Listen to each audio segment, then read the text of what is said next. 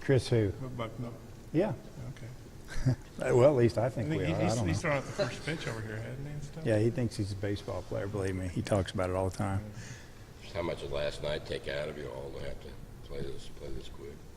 I think we'll be fine by tomorrow. There's no excuses. I mean, we'll play good tomorrow, I think. And, I look at the other teams across the league. They played last night, got on a bus, traveled back. Ole Miss got to travel up here. It's all the same. We got some downtime this afternoon and tomorrow. It's the way this, Division I baseball is. We squeeze in 56 scheduled games in about a 13-week period, and it's just what you do. That's why most teams have the lingo, it's a grind. You just got to grind through it. How do you feel about your starting pitching after last weekend?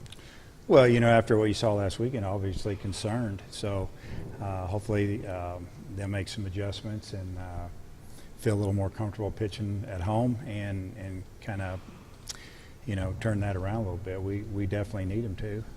Murphy, your third starter this weekend. What we'll do, there's a possibility. But if we need him to win a ball game, then we'll do what we need to do. So if he's available or if he's just throwing a hitter or two, we can start him, we'll start him. But we'll definitely leave Game 3 open. What's Teccolini's status? Supposedly getting better. Real close. Might have been able to throw an inning last night, but we told him not to put his spikes on, basically. You're not pitching.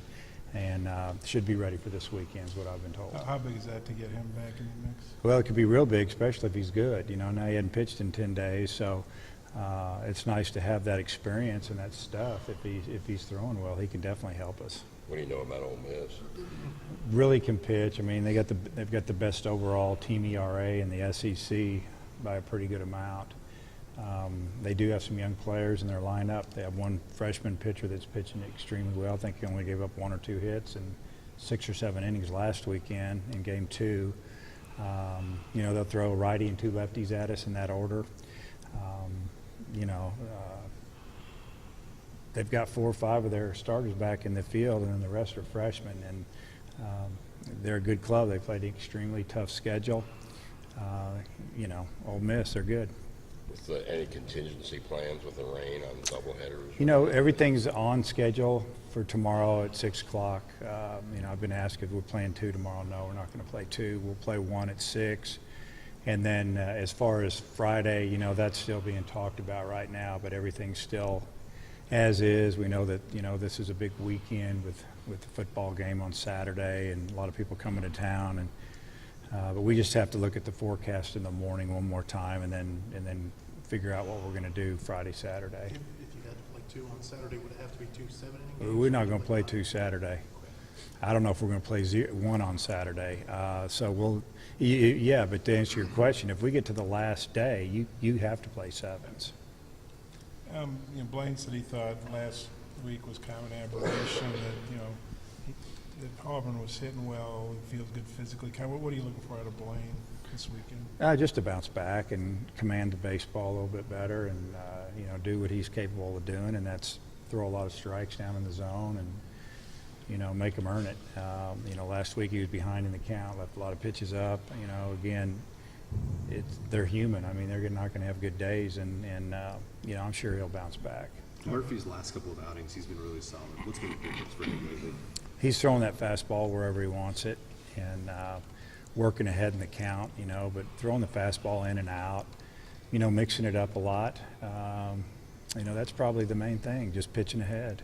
Kansas State last night, the last 3 innings, had the potential game-winning run in the second and third, I think, every inning. What do you think about how your team was able to grit out that game last night? Did a really nice job. They had a chance to take the lead, like you said, those last 3 innings, and you just kept finding a way to make a pitch, and got a big pop-up after a sacrifice bunt to advance a couple runners, and then, I think we had a deep fly ball or whatever after that, and we caught it. That was a nice play. And, that's the way the game works. You got to believe that you're going to get through it. I think that we knew that we had last shot, and, the players seemed to be pretty relaxed out there. I don't know if we made an error last night, which is good to play solid defense. I think both teams walked around 5 or 6, which is too many.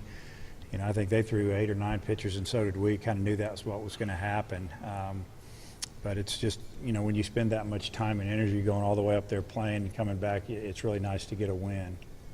As far as your pitching staff, I mean, you obviously had to tax the bullpen quite a bit on the weekend. You threw 9 guys last time. Kind of what do you think the state of the pitching staff is right now? Well, I think that by tomorrow they'll all be rested and ready to go. I think they're definitely motivated to go out and have good outings. And, you know, for the most part last weekend they did a pretty good job because they were in the game early and they were all on call. So, you know, the state of the pitching staff, I think probably be able to answer that more after this weekend and see if we can bounce back. You've had a lot of long 2-run wins this year. I wonder what you think the key to that has been. Well, I think the key to winning those close games is that we don't make a lot of mistakes. You know, I mean, team fielding percentage has been pretty good all year. You know, not necessarily making that spectacular play or that game saver, but just throughout the 9-inning ball game, just making the routine play for the most part and not giving teams an extra run here and there. And those 2-inning wins turn into extra inning games and some losses and big innings for other teams. That's what we've stayed away from, and that's why we've probably won as many as we have. With Trevor, how do you think he's pitching? You know, Trevor actually threw the ball pretty good last weekend against Auburn. I mean, he wasn't walking people. They just fouled off a bunch of pitches, you know, and they got his pitch count up. I mean, he's in the 2nd inning, and his pitch count hit 50, and he just couldn't finish people off. And, you know, I give credit to Auburn's hitters. They just battled, and they had a great weekend. You know, it's funny how the game works, and then they go out Tuesday and only score 2 runs against Troy at home. So, you know, baseball can be a little fickle sometimes. You just have to keep playing and grinding it out like we always say, and it can flip on you. But I think Trevor will bounce back and pitch well. For Knight and Stephen, how hard is it to get that performance out of their mind?